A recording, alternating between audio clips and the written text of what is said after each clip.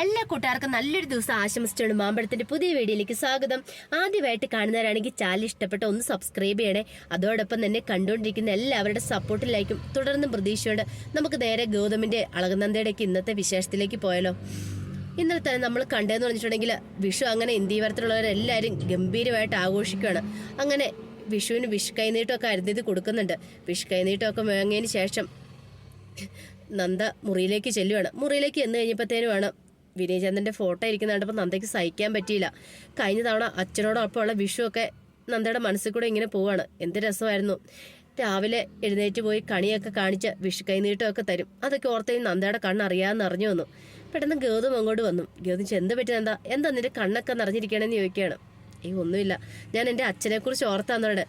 എൻ്റെ അച്ഛനോടുള്ളപ്പോഴും വിഷുവായിരുന്നു ഇത്രയും കാലം ഞാൻ ആഘോഷിച്ചുകൊണ്ടിരുന്നത്. ആദ്യമായിട്ട് എൻ്റെ അച്ഛനില്ലാതെ ഒരു വിഷു ആഘോഷിക്കുന്നത്. ഗൗതത്തിന് മനസ്സിലായി നന്ദയുടെ വിഷമം എന്താന്ന്. പിന്നീട് നന്ദനെ ആശ്വസിപ്പിക്കുന്നുണ്ട്. ഗൗതം പോട്ടെ, സാരമില്ല എന്നൊക്കെ പറഞ്ഞിട്ട്. പിന്നീട് ലക്ഷ്മിയമ്മയും ഗൗതമൊക്കെ നന്ദയ്ക്ക് വിഷു കൈനീട്ടമൊക്കെ കൊടുക്കുന്നുണ്ട്. അങ്ങനെ നന്ദയുടെ മനസ്സിലെ ആ സങ്കടങ്ങളൊക്കെ മാറുവാണ്. പിന്നീട് കാണിക്കുന്നു വെച്ചിട്ടുണ്ടെങ്കിൽ എല്ലാവരും കൂടിയിട്ട് വിഷുസദ്യ ഒരുക്കുവാണ് അടുക്കളയിൽ. വിഷുസദ്യക്ക് വേണ്ടിയിട്ട് എല്ലാ കാര്യങ്ങളും ഒരുക്കൊണ്ടിരിക്കുന്ന സമയത്ത് പവിത്ര വന്നിട്ട് ചോദിച്ചു, അല്ല നന്ദേച്ചി, ഡാൻസ് പ്രാക്ടീസ് എവിടം വരെ ആയെന്ന് ചോദിക്കുവാണ്. ഇപ്രാവശ്യം പ്രൈസ് കിട്ടുമെന്ന് ചോദിക്കണം. നന്ദ പറഞ്ഞു, കോളേജിൽ എല്ലാവരും പറയണേ ഉറപ്പായിട്ടും കിട്ടുമെന്നാ പറയാൻ, ഞങ്ങൾക്ക് തന്നെ ഫസ്റ്റ് കിട്ടുമെന്നാ പറയണേ. ഇത് നല്ല ടാലന്റ് ഉള്ളവനാ, അവൻ കോളേജിലേക്കാണ് കലാതിലകമാണെന്ന് പറയാം. ഇത് കേട്ടോണ്ട് പിങ്കി അങ്ങോട്ട് വന്നു. പിങ്കി പറഞ്ഞു, നിന്റെ ഡാൻസ് പ്രാക്ടീസ് വെറുതെ ആടി, ഇത്തവണ നീ സ്റ്റേജിൽ കയറി പെർഫോം ചെയ്യില്ല. ഈ പിങ്കിയാ പറയണേ എന്ന് മനസ്സിൽ പിങ്കി പറയുവാണ്. നിനക്കിട്ട് ഞാൻ വെച്ചിട്ടുണ്ട് ഈ പണി, നീ എന്നെ ബ്ലാക്ക് മെയിൽ ചെയ്യുന്നില്ലേ, എന്ത് ചെയ്യണമെന്ന് എനിക്ക് നന്നായിട്ട് അറിയാമെന്ന് പറയാണ്. പിന്നീട് കാണിക്കെന്ന് പറഞ്ഞിട്ടുണ്ടെങ്കിൽ പിങ്കി എന്ത് ചെയ്യണം, നേരെ സാന്ദ്രയുടെ അടുത്തേക്ക് പോകുന്നുണ്ട്. അപ്പൊ സാന്ദ്രയുടെ അടുത്ത് ചെന്നപ്പോഴത്തേനും സാന്ദ്ര ചോദിച്ചു, അല്ല നീ എന്താ കഴിഞ്ഞ ദിവസം വിളിച്ചിട്ട് എന്നോട് പറഞ്ഞ് മിഥുനെ കുറിച്ചൊക്കെ എന്തോ പറഞ്ഞായിരുന്നല്ലോ, എനിക്ക് അത്ര വ്യക്തമായിട്ടൊന്നും മനസ്സിലായില്ല എന്ന് പറയാണ്. അല്ല നിന്റെ പ്ലാനും പദ്ധതികളും എന്താന്ന് ചോദിക്കുകയാണ്. പെട്ടെന്ന് സാന്ദ്ര, നീ ഒന്ന് അടങ്ങിയിരിക്കുക, നമുക്ക് വഴി ഉണ്ടാക്കാം. ആ നന്ദയുണ്ടല്ലോ, അവൾക്കിട്ടൊരു പണി കൊടുത്തില്ല എനിക്കൊരു സമാധാനം കിട്ടില്ലെന്ന് പറയുന്നുണ്ട്. ആ മിഥുന് എൻ്റെ ബെസ്റ്റ് ഫ്രണ്ടാ, എൻ്റെ ജൂനിയർ, ഞാൻ അവൻ്റെ സീനിയറായിട്ട് പഠിച്ച, അവൻ്റെ എൻ്റെ ജൂനിയർ ആയിരുന്നു പറയാണ്. ഞാൻ എന്ത് പറഞ്ഞാലും അവൻ അനുസരിക്കും എന്ന് പറയാം. അല്ല നിന്റെ പ്ലാൻ എന്താ, നീ എന്താ ഉദ്ദേശിക്കുന്നത്? നമുക്ക് വഴിയുണ്ട്, ഞാൻ അവനെ ഒന്ന് വിളിക്കട്ടെ എന്ന് പറയാണ്. പിന്നീട് മിഥുനെ വിളിക്കുകയാണ്. മിഥുനെ വിളിച്ച് മിഥുൻ ചോദിച്ചു, എന്താ ചേച്ചി എന്താ വിളിച്ചതെന്ന് ചോദിക്കുകയാണ്. എടാ മിഥുനെ, നിന്റെ കൂടെ ഡാൻസ് കളിക്കുന്നില്ലേ പെണ്ണ്, ആ പെണ്ണിന്റെ പേരെന്താ? ഓ നന്ദയുടെ കാര്യമാണോ ഉദ്ദേശിച്ചത്? ആ അതെ നന്ദ. അതെ, അവളുമായിട്ടുള്ള ഒരു ഡാൻസ് പ്രാക്ടീസിന്റെ വീഡിയോസ് എനിക്ക് ഇട്ട് തരാമെന്ന് ചോദിക്കും. അതെന്തിനാ? അതെൻ്റെ ഒരു ഫ്രണ്ടിനെ കാണിക്കാനായിട്ടാ, അവളെ ഒന്ന് കാണിക്കാൻ വേണ്ടിയിട്ടാ. ഓ അത്രയേ ഉള്ളൂ, അതിനെന്താ ചേച്ചി, ഞാൻ ഇട്ട് തരാമല്ലോ എന്ന് പറയണം. മിഥുന അറിയത്തില്ല സാന്ദ്രയുടെ ചതി എന്താന്നുള്ള കാര്യം. അപ്പോൾ ആ വീഡിയോസ് വെച്ചിട്ട് ഒരു പുതിയ തന്ത്രം തന്നെ ഉണ്ടാക്കാനായിട്ടായിരുന്നു സാന്ദ്രയുടെ പ്ലാൻ എന്ന് പറഞ്ഞിട്ടുണ്ടെങ്കിൽ. അങ്ങനെ ഇതൊന്നും അറിയത്തില്ലാതെ മിഥുൻ എന്ത് ചെയ്യുവാണ്, ആ വീഡിയോസ് അങ്ങ് ഇട്ട് കൊടുക്കുവാണ് സാന്ദ്രയ്ക്ക്. സാന്ദ്ര അത് ആ വീഡിയോസ് കിട്ടിക്കഴിഞ്ഞപ്പോഴത്തേനും പിങ്കിയോട് തൻ്റെ പ്ലാനുകളും പദ്ധതികളും ഒക്കെ പറയാണ്. ഈ വീഡിയോസ് വെച്ച് നമുക്കൊരു കളി കളിക്കണം, ഇനിയാണ് ശരിക്കുള്ള കളി നടക്കാൻ പോകുന്നത് പറയാണ്. പിന്നീട് കാണിക്കുന്ന ലഹരി വിരുദ്ധ ക്യാമ്പിന് വേണ്ടിയിട്ട് ഗൗതം കോളേജിലേക്ക് ചെല്ലുവാണ്. കോളേജിലേക്ക് ചെന്ന് കഴിയുമ്പോഴത്തേനും കുറച്ച് കുട്ടികളൊക്കെ ഇങ്ങനെ കൂട്ടം കൂടി നിൽക്കുന്നുണ്ട്. അപ്പോൾ ഗൗതം ഓർത്തു, ഇതെന്താ ഇങ്ങനെ നിൽക്കുന്നത്? അങ്ങ് ചെന്ന് കഴിഞ്ഞപ്പോഴത്തേനും ഒരു പോസ്റ്ററൊക്കെ നോക്കി എല്ലാ പിള്ളേരും അങ്ങനെ ചിരിക്കുവാണ്. അപ്പോൾ ഗൗതം അടുത്ത് ചെന്ന് നോക്കിയപ്പോൾ ഗൗതമിന് സഹിക്കാൻ പറ്റിയില്ല. നന്ദേനെയും മിഥുനെയും വെച്ച് കുറേ ഗോസിപ്പുകളൊക്കെ എഴുതി ഒട്ടിച്ചു വെച്ചേക്കുവാണ് അവിടെ. ഗൗതത്തിന് ആ സമയത്ത് എന്ത് ചെയ്യണം, കാരണം പിള്ളേരൊക്കെ നോക്കി ചിരിക്കാനും തുടങ്ങി.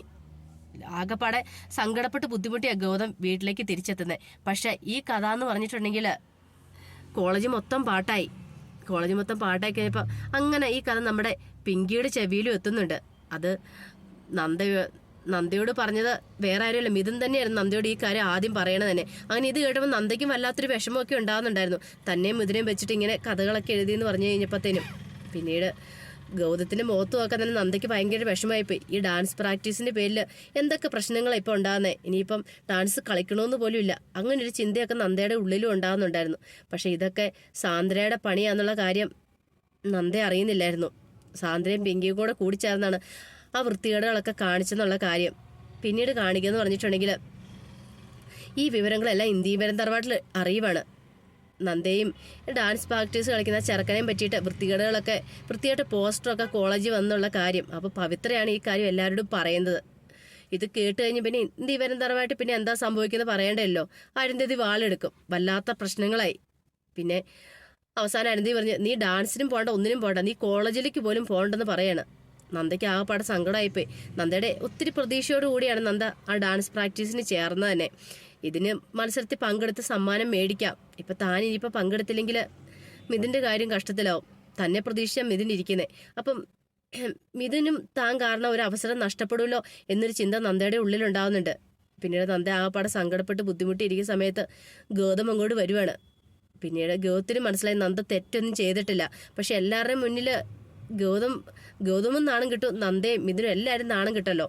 അപ്പം അത് പറഞ്ഞുകൊണ്ട് നന്ദയോട് പറഞ്ഞൊരു കാര്യം ചെയ്യുക, നീ ഇനിയിപ്പം ഡാൻസ് പ്രാക്ടീസിനൊന്നും പോകണ്ട, അതങ്ങ് വിട്ടേക്കാൻ പറയണം. പക്ഷെ നന്ദയ്ക്കൊരു വാശിയായിപ്പോയി. നന്ദ പറഞ്ഞു ഞാൻ കളിക്കും ഗൗതം സാറ്, എനിക്കൊരു വാശിയാണ്, ഞാനിത് കളിക്കുക തന്നെ ചെയ്യുമെന്ന് പറയാണ്. പിന്നീട് അതിൻ്റെ പേരിൽ ഗൗതവും നന്ദയും തമ്മിൽ കുറച്ച് വഴക്കൊക്കെ ഉണ്ടാവുന്നുണ്ട്. അതിൻ്റെ വിശേഷങ്ങളും അതോടൊപ്പം തന്നെ ആ വിഷുദിനത്തിൽ അർജുൻ വന്നിരുന്ന എല്ലാവരും ഒപ്പം ഇരുന്ന് ഫുഡ് കഴിക്കുന്നുണ്ട്.